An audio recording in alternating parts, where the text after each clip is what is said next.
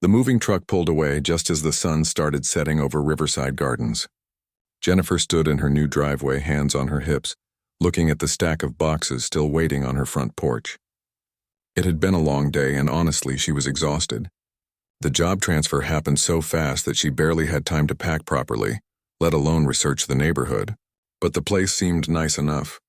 Quiet streets, well-maintained lawns, and that community pool she'd spotted on the way in looked pretty inviting. She grabbed the last 2 boxes from the porch and pushed open her front door with her shoulder. Tomorrow she'd start unpacking for real. Tonight she just wanted to find her coffee maker and call it a win. As she set the boxes down in what would eventually become her living room, she heard her phone buzzing in her back pocket. Her sister checking in again, probably. 3rd time today. "Yeah, I'm alive," Jennifer answered, smiling despite her tiredness. "The place is great. No, I haven't met any neighbors yet. It's literally been 4 hours." Her sister laughed on the other end. "Just making sure you're settling in okay. You always do this thing where you don't ask for help." "I'm fine, really. I'll call you tomorrow." After hanging up, Jennifer realized she'd left her car parked slightly crooked in the driveway. The back end was sticking out maybe 6 inches past the white line that marked her parking space. She was too tired to care right now. She'd fix it in the morning. Morning came way too early. Jennifer was still hunting for her coffee maker when she heard loud, aggressive knocking on her front door. Not the friendly neighbor kind of knocking. This was the "you're in trouble" kind. She opened the door to find a tall man in his mid-40s standing on her porch, holding a measuring tape and looking like she'd just committed a serious crime. "You're the new tenant?" he asked, not bothering with a greeting or even a smile. Yes. I just moved in yesterday." "I'm Jennifer, Brian Patterson, HOA board member." He pointed toward her driveway without shaking her extended hand. "Your vehicle is parked in violation of community standards. Section 4.2 of the regulations clearly states that no vehicle can extend beyond the designated parking boundary." Jennifer blinked, trying to process what was happening. "Oh, I'm sorry. I was really tired last night and didn't realize. I can move it right now." "The regulations exist for a reason," Brian continued, pulling out his phone and taking several photos of her car. "This is a documented violation. If I see this again, you'll receive a formal complaint and a $50 fine." "Okay, I understand. Like I said, I'll move it right now." Brian wasn't done, though. He walked around her car, inspecting it from different angles, measuring the distance with his tape. "You need to understand something. We maintain standards here at Riverside Gardens. Not like some of these other communities where people just do whatever they want. I've been on this board for 6 years, and I don't tolerate people who think the rules don't apply to them." Jennifer felt a flash of irritation but pushed it down. First day in the neighborhood and she was already dealing with this? But she kept her voice calm and polite. "I completely understand. It won't happen again. See that it doesn't." Brian turned and walked back toward his own unit 3 doors down, already typing something on his phone. Probably documenting the whole encounter, Jennifer thought. She moved her car, making absolutely sure it was perfectly within the lines this time, then stood there for a moment, wondering what she'd just gotten herself into. Through her living room window, she noticed an older woman across the street watering her plants, trying not to look like she was watching. When their eyes met, the woman gave a small, sympathetic smile and a little wave. The next few days followed a strange pattern. Jennifer would go about her business trying to unpack and settle in, and Brian would find something to complain about. Her trash bins were out 15 minutes too early on Wednesday. Her welcome mat was apparently the wrong color and didn't match community aesthetics. When she hung a small wind chime on her porch, Brian appeared within an hour with another section of the HOA rulebook, claiming decorative items required prior approval. Each time, Jennifer responded the same way. Calm, polite, apologetic. She'd take down the wind chime. She'd set a timer for trash day. She'd replace the welcome mat. It seemed easier than fighting about it. She had enough stress with her new job and didn't need neighborhood drama on top of it.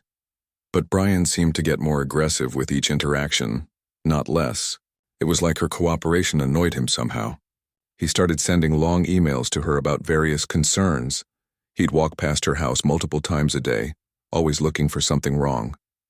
Other neighbors started giving her those same sympathetic looks, but nobody said anything directly. It wasn't until Friday evening, when Jennifer was getting her mail, that someone finally spoke up. The older woman from across the street approached her carefully. glancing around first like she was worried about being overheard. "Honey, I'm Patricia. I just wanted to say welcome to the neighborhood, and I'm sorry about Brian." "Oh, it's okay. I'm sure he's just doing his job, right?" Patricia shook her head slowly. "Brian uses that HOA position like it's his personal kingdom. He's driven 3 families out of here in the past 2 years. Makes their lives so miserable they just leave. The board won't do anything about it because, well, he is the board, basically." Jennifer felt her stomach sink. 3 families? He picks a target and just won't let up. Once he decides someone is his project, it doesn't stop. That's insane. Why doesn't anyone report him? Patricia sighed. People have tried. He's careful about how he does it. Stays within the rules, technically. Just enforces them in the most aggressive way possible. And he intimidates people. He's a big guy and he knows how to make people uncomfortable. As if on cue, Jennifer spotted Brian walking toward them from down the street, his phone already out. Patricia quickly excused herself and hurried back to her house.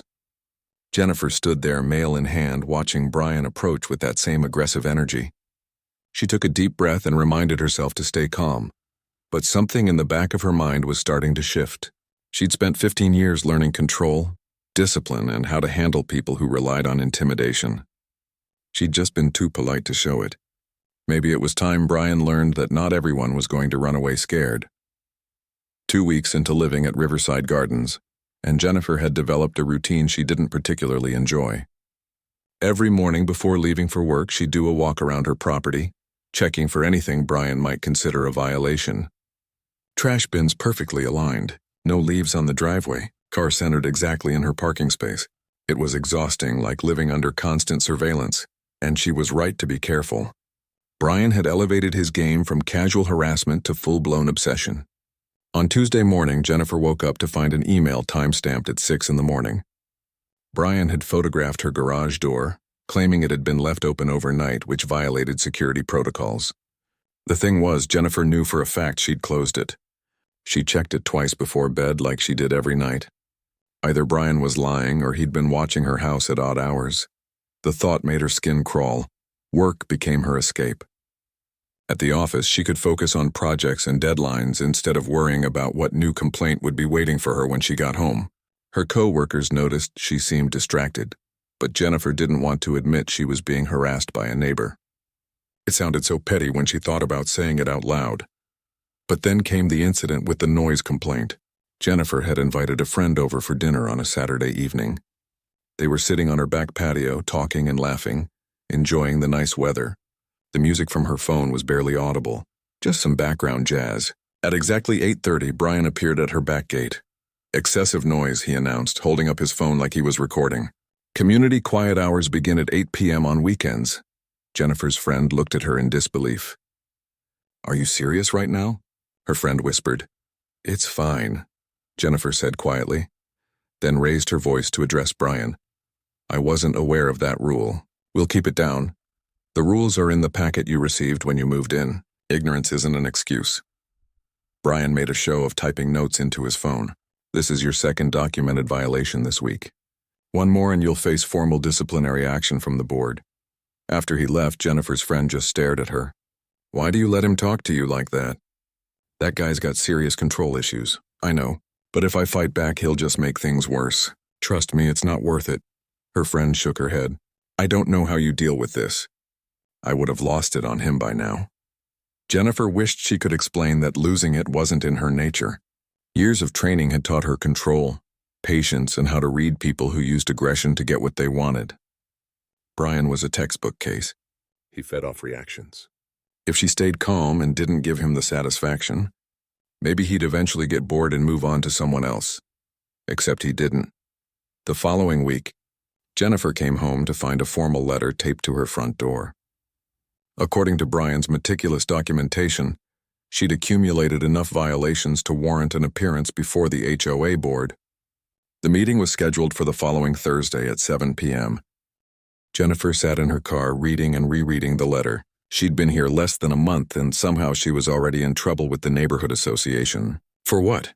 Parking slightly crooked on her first night? Playing music at a reasonable volume? Having a welcome mat that was the wrong shade of brown? Thursday came too quickly. Jennifer walked into the community center to find about a dozen people already seated. Brian sat at a table in the front, flanked by two other board members who looked significantly less interested in the proceedings. The room went quiet when she entered, and Jennifer could feel everyone's eyes on her. "Miss Jennifer Chen," Brian began, shuffling through a stack of papers. "You're here tonight because of multiple violations of community standards since your move-in date." Jennifer sat down in the front row, keeping her expression neutral. "I understand." For the next 20 minutes, Brian went through his list. Each violation was presented with photos, timestamps, and references to specific sections of the HOA regulations. The crooked parking, the early trash bins, the unapproved wind chime, the noise complaint, even things Jennifer didn't know about, like apparently her porch light was too bright and created light pollution into neighboring units. "In 6 years on this board," Brian continued, his voice getting louder, "I've never seen such blatant disregard for community standards. You seem to think the rules don't apply to you." One of the other board members, an older man named Robert, cleared his throat. "Brian, some of these seem pretty minor. Maybe we could just issue a warning and—" "Minor?" Brian cut him off. "Robert, this is exactly the kind of attitude that lets communities fall apart. We give people an inch and they take a mile. I've seen it happen." Jennifer raised her hand slightly. "May I speak?" Brian looked annoyed but nodded. "Go ahead. I apologize for any violations. I'm new here and I'm still learning all the rules. I've tried to correct every issue as soon as it was brought to my attention. I'm not trying to cause problems. I just want to live here peacefully." "Then perhaps you should read the regulations more carefully," Brian shot back. "Or better yet, consider whether this community is the right fit for you." There it was. The threat. The same thing he'd probably said to those other 3 families.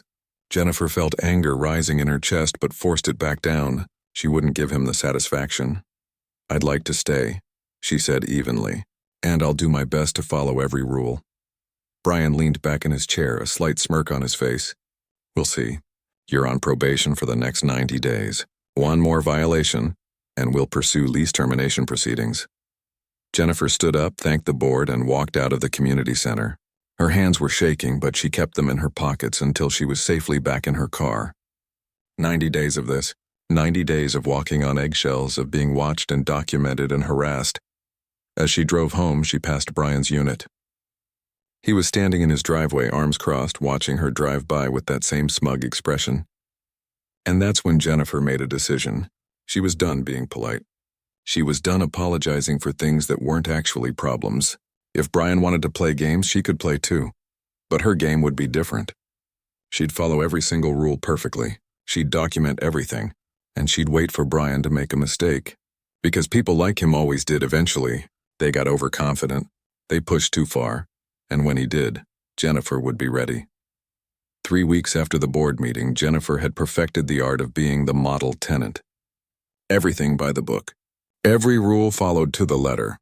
She kept a detailed log of her own, documenting every interaction with Brian, every email, every time she saw him photographing her property.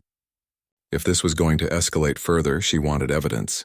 Brian seemed frustrated by her compliance. He'd walk past her house multiple times a day, clearly looking for something to complain about, but Jennifer gave him nothing. Her property was immaculate. Her car was always perfectly parked. Even her grass was cut to the exact height specified in the regulations. Spring break arrived, and Jennifer's nephew Tyler came to visit for the week. He was 12, full of energy and thrilled to escape his parents' house for a few days. Jennifer had planned activities to keep him busy, but Tyler mostly wanted to skateboard around the neighborhood. "Just stay on the sidewalks," Jennifer told him that first morning, "and be respectful of people's property." "I know. Aunt Jen, I'm not a little kid anymore," Tyler said, rolling his eyes in that way only 12-year-olds could manage. She watched him skate down the driveway, helmet securely fastened, and felt herself relax a little. It was nice having family around. Made the place feel less hostile. Everything was fine until Wednesday afternoon. Jennifer was carrying groceries from her car when she heard raised voices near the mailboxes. Her stomach dropped. She knew that aggressive tone anywhere. When she rounded the corner, she found Brian towering over Tyler, who was standing frozen with his skateboard clutched against his chest. Several neighbors had stopped what they were doing. watching the scene unfold from a distance, but nobody was intervening. What part of no skateboarding in common areas do you not understand? Brian was practically yelling, his face red. Can you even read, or are you just another punk kid who thinks rules don't matter? Jennifer's protective instincts kicked in immediately. She set her grocery bags down and walked over, keeping her voice calm. Tyler, come here, please, but Brian wasn't done. He snatched the skateboard right out of Tyler's hands. This is being confiscated. Your aunt can pick it up from my place after she pays the fine for your violation. Tyler looked like he might cry, which made Jennifer's blood boil, but she maintained her composure. Brian, please give him back his skateboard. He's just a kid. A kid who was breaking the rules. In my 6 years on this board, I've dealt with countless juveniles who think they can do whatever they want. Well, not on my watch. Jennifer took a step closer, her voice still even. He didn't know about that rule. I take full responsibility. Now please, give him the skateboard. Brian moved into her personal space, using his height to intimidate her. They were standing less than a foot apart now. You know what your problem is? You don't respect authority. You think you can just smile and apologize and everything will be fine. But I see right through you. I'm asking you nicely. Give my nephew his skateboard and step back. Or what? Brian poked his finger near her face, not quite touching her, but close enough to be threatening. You going to file a complaint? Good luck with that. I am the board. That's when he made his biggest mistake. He put his hand on Jennifer's shoulder and shoved slightly, trying to physically move her out of his way. Get out of my face before I have security remove both of you from the property. What happened next took maybe 3 seconds, but to everyone watching it seemed to happen in slow motion. Jennifer's hand came up in one fluid motion, redirecting Brian's arm away from her shoulder.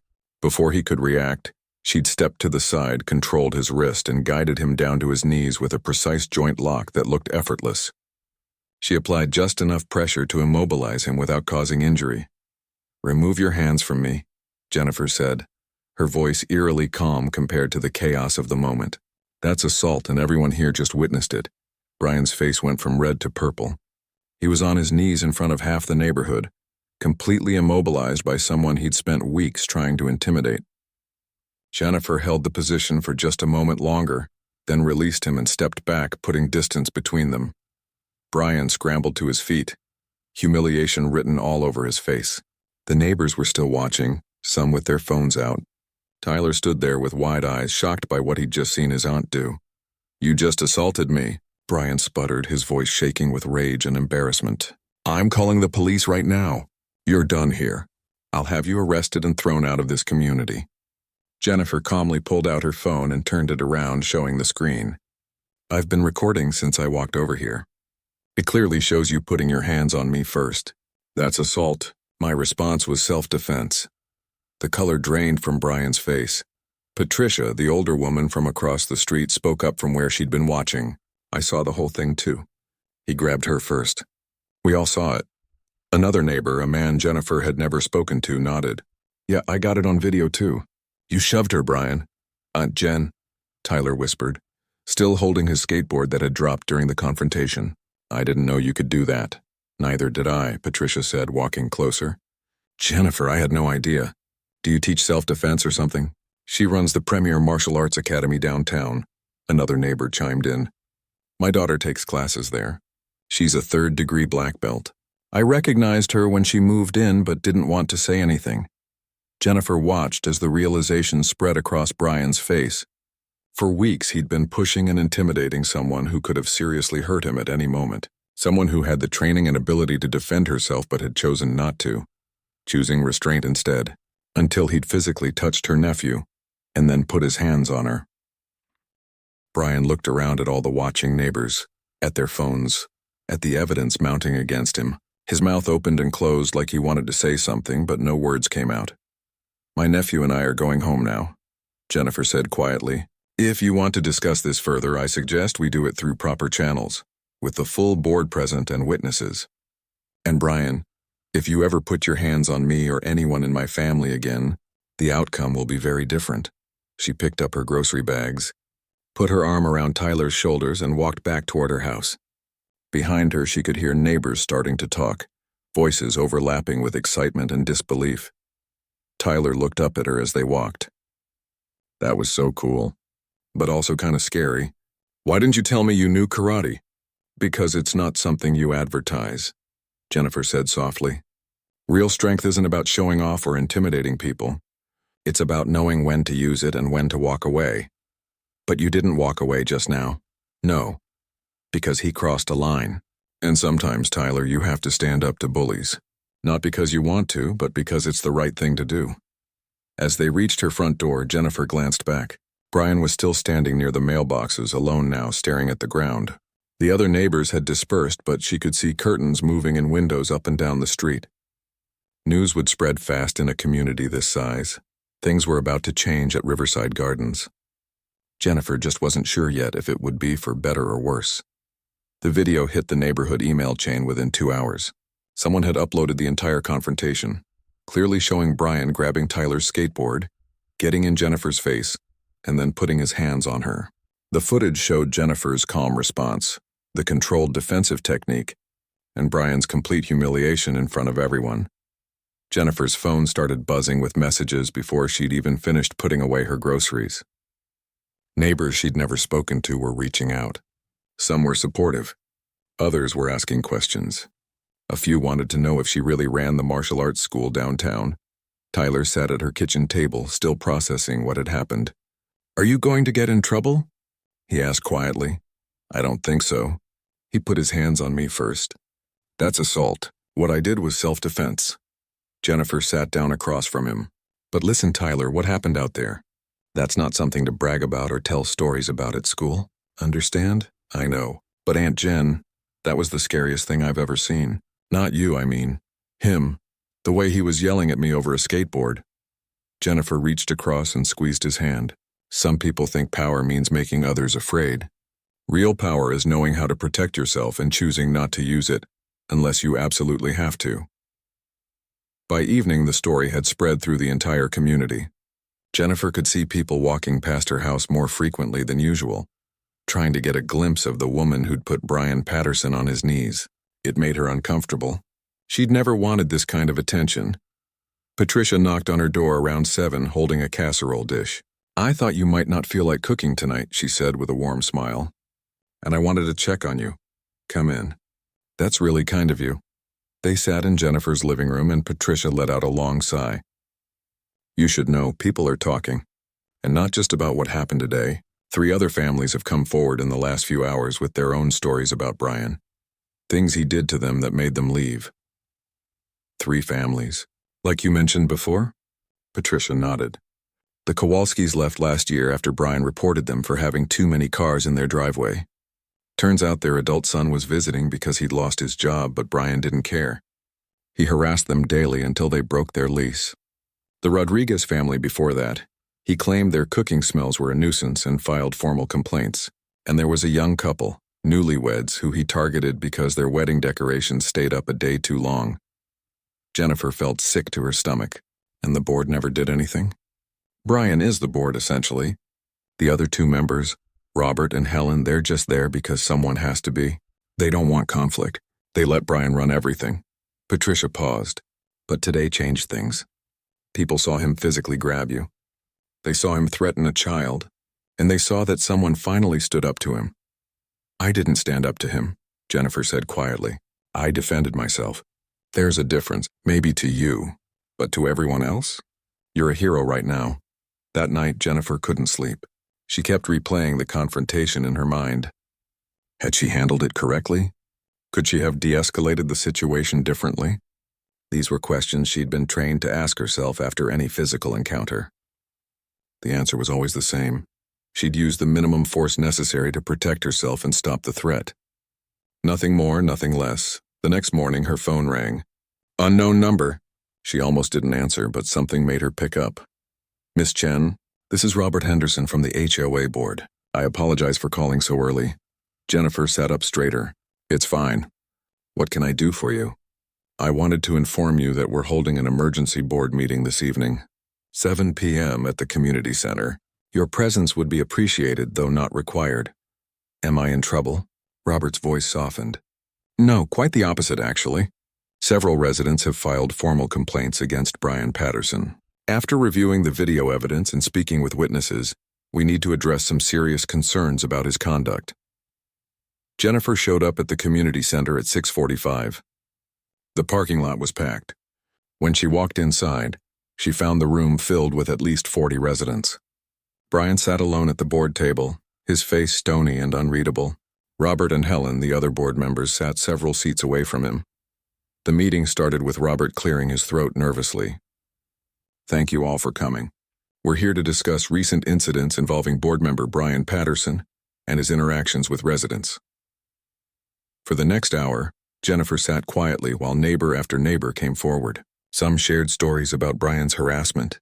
Others talked about feeling afraid in their own homes because of his constant surveillance. A few admitted they'd considered moving because of him. Then came the videos. Not just from yesterday's confrontation. People had been documenting Brian's behavior for months. Footage of him yelling at residents, recording him measuring garbage bins with a ruler. Videos of him taking photos of people's homes at odd hours. One woman, her voice shaking, described how Brian had made comments about her teenage daughter's appearance. He said her shorts were inappropriate for the community and that she was being indecent. She was wearing regular summer clothes. She was 15 years old and he made her feel ashamed to walk to the mailbox.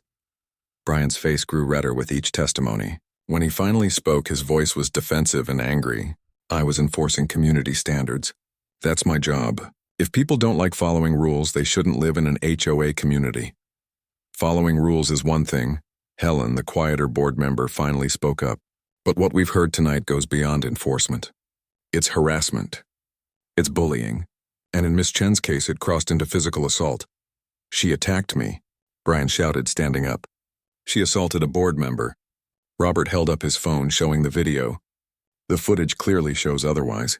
You initiated physical contact." Her response was defensive in nature, and frankly, Brian, she showed remarkable restraint. Jennifer watched as the reality of the situation finally seemed to hit Brian. He looked around the room at all the faces staring back at him. No one looked sympathetic. Even the people who'd always quietly accepted his authority were now against him. "I'd like to make a statement," Jennifer said, standing up. The room went quiet. "I moved here hoping for a peaceful place to live. Instead, I was harassed from day one. But I'm not the victim in this room. There are people here who've been dealing with this for years. Families who left because they couldn't take it anymore. Parents whose kids felt unsafe in their own neighborhood." She turned to look at Brian directly. "What happened yesterday wasn't about me defending myself. It was about stopping someone who's been hurting people for years." She sat back down, her heart pounding. Tyler, sitting next to her, squeezed her hand. Robert stood up. "After reviewing all evidence and hearing testimony from residents, the board has decided to immediately suspend Brian Patterson from his position pending a full investigation. Additionally, we'll be implementing new oversight procedures to ensure this kind of behavior never happens again." Brian stood up so fast his chair fell backward. "You can't do this. I've given 6 years to this board. And you've abused that position," Helen said quietly. "I'm sorry, Brian, but this has to stop." Brian grabbed his things and stormed out of the community center. The door slammed behind him, and for a moment no one said anything. Then someone started clapping. Within seconds, the entire room erupted in applause. Jennifer felt tears stinging her eyes. She hadn't wanted to be a hero. She just wanted to live in peace. But somehow, by standing up for herself, she'd given everyone else the courage to do the same. The week after the board meeting felt surreal. Jennifer would walk to her mailbox and neighbors would wave, some even stopping to thank her. Kids she'd never met would point and whisper as she drove by. Tyler went home with stories that made his parents call Jennifer 3 times to make sure he was exaggerating. "He's not exaggerating," Jennifer told her sister on the phone. "It really happened. All of it. I still can't believe you didn't tell me you were dealing with all that harassment. I would have driven down there and given that guy a piece of my mind." Jennifer smiled. "That's exactly why I didn't tell you. But not everything was positive." Brian hadn't left quietly. In the days following his suspension, he'd been seen walking around the neighborhood at odd hours, always with his phone out, still documenting things. Some neighbors reported receiving angry emails from him, defending his actions and claiming he was the victim of a conspiracy. Patricia stopped by one afternoon with fresh cookies and concern written all over her face. "Have you seen him driving past your house?" "A few times. Why?" He's doing it to everyone who spoke at the meeting. Just slowly driving by, staring. It's creepy. Robert's documenting it for the investigation, but I wanted you to know. Jennifer wasn't surprised. People like Brian didn't just accept defeat. They doubled down, got more aggressive, tried to regain control however they could. She'd seen it before in her students who came to her after being bullied. The bullies often escalated before they finally gave up. 2 weeks later, the HOA board completed their investigation. Jennifer received an email with the findings.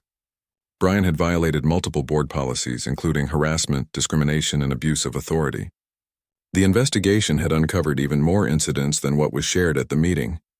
A young single mother had been targeted for having a work truck in her driveway. An elderly man had been fined repeatedly for his garden not meeting Brian's personal aesthetic standards. The board's decision was unanimous. Brian Patterson was permanently removed from his position. Additionally, they were recommending that the property management company not renew his lease when it came up in 3 months. Jennifer expected Brian to fight it. Instead, something unexpected happened. He went quiet. No more drive-bys, no more angry emails. His unit sat dark most evenings, and his car was rarely in his driveway. I heard he's looking for a new place, Patricia mentioned during one of their now regular coffee meetings on Jennifer's patio. Word is he can't handle living here anymore. Everyone knows what he did. I almost feel bad for him, Jennifer admitted. Almost. Don't. That man made people's lives miserable for years. What you did? You didn't just stand up for yourself. You freed this whole community. A month later, Jennifer organized something she'd been thinking about since the confrontation. She posted flyers around the neighborhood. Free self-defense workshop. Community center. Saturday, 10 a.m. All ages welcome. She expected maybe a dozen people. 50 showed up. The community center was packed with residents, mostly women and teenagers, but some men too. Parents brought their kids. Elderly residents sat in chairs along the wall, wanting to watch even if they couldn't participate. Jennifer stood in front of the group, suddenly nervous. Teaching at her academy was different. These were her neighbors, people who'd seen her worst moment even if it had turned out to be necessary. Thank you all for coming, she started. I want to be clear about something from the beginning. What happened with Brian wasn't about being tough or showing off. It was about protecting myself and someone I love when there was no other choice. Real self-defense isn't about fighting. It's about awareness, boundaries, and knowing when to walk away. She spent the next 2 hours teaching basic techniques. How to stand to project confidence. How to use your voice as a deterrent. Simple moves to break free from grabs. But mostly she talked about recognizing dangerous situations before they escalated. Tyler, who'd stayed for the visit and convinced his parents to let him stay another week, helped demonstrate. My nephew here learned an important lesson that day, Jennifer said. Not about fighting, but about when adults cross lines they shouldn't. Tyler, what did you do right in that situation? I didn't fight back or yell, Tyler said. I stayed calm and waited for you. Exactly. Because he's a kid and that wasn't his fight to fight. But if you're an adult and someone puts their hands on you, you have the right to defend yourself. Not with anger or revenge, but with the minimum force needed to stay safe. After the workshop, people lingered. Parents thanked her. A teenage girl who'd been the target of Brian's inappropriate comments about her clothing asked if she could take classes at Jennifer's academy. Several women exchanged phone numbers, talking about forming a walking group so they'd never have to feel afraid in their own neighborhood again. The next week, Jennifer came home to find something unexpected on her doorstep. A basket filled with homemade treats, gift cards to local restaurants, and a card signed by 30 different neighbors. The message inside was simple. Thank you for making Riverside Gardens feel like home again. 6 weeks after the board meeting, Brian's moving truck appeared. Jennifer watched from her window as he loaded his belongings, his movements quick and angry. A few neighbors watched too, though no one approached him or said goodbye. Patricia came over that evening. He's gone, left the keys at the management office and didn't say a word to anyone. How do you feel? Jennifer asked. Relieved, free, like I can actually enjoy living here now. Patricia smiled. The board's meeting next week to elect a new member. Your name came up. Absolutely not, Jennifer said quickly. I don't want that kind of responsibility. I told them you'd say that, but I also told them you'd be willing to help update the community guidelines, make them more reasonable. Less about control and more about actually living together as neighbors. Jennifer considered it. That I could do. The following month brought more changes. The HOA implemented new policies that required board votes for any enforcement actions. They established a complaint process that protected residents from harassment. They even relaxed some of Brian's more ridiculous rules, like the exact height grass had to be and the approved colors for welcome mats. Jennifer's academy saw an increase in enrollment. Parents from Riverside Gardens brought their kids. Adults signed up for self-defense classes. Some just wanted to learn practical skills. Others wanted to feel empowered after years of feeling controlled by Brian. 3 months after the incident, Jennifer sat on her back patio on a Saturday evening, music playing softly from her phone. It was past 8 p.m., technically during quiet hours, but now those guidelines were reasonable suggestions, not rigid rules enforced by someone on a power trip. Tyler was visiting again for summer break. He was practicing forms she'd been teaching him, determined to earn his first belt. "Aunt Jen," he said, taking a break, "do you think Mr. Patterson ever figured out why what he did was wrong?" Jennifer thought about it. "I don't know, Tyler. Some people never do. They always think they're the victim, that everyone else is the problem. That's sad. It is. But you know what's not sad? This community coming together after he left. People looking out for each other. Kids like you feeling safe to ride your skateboard. That's what matters." A neighbor walked by with their dog and waved. Another called out a friendly greeting from their yard. The community pool echoed with laughter and splashing. These were sounds of a neighborhood finally at peace. Jennifer had moved to Riverside Gardens looking for a quiet place to live. Instead, she'd found something better. A community that had learned to stand together. Neighbors who looked out for each other. And the reminder that real strength wasn't about dominance or control. It was about knowing when to walk away and when to stand your ground. About using your power to protect, not to harm. About being kind until kindness wasn't enough. And then being smart about what came next. Brian Patterson had thought he was breaking her down with his harassment. Instead, he'd given her the opportunity to show others what quiet strength really looked like. And in doing so, he'd lost everything he'd spent years trying to control. Sometimes Jennifer thought bullies defeat themselves. You just had to be patient enough to let them.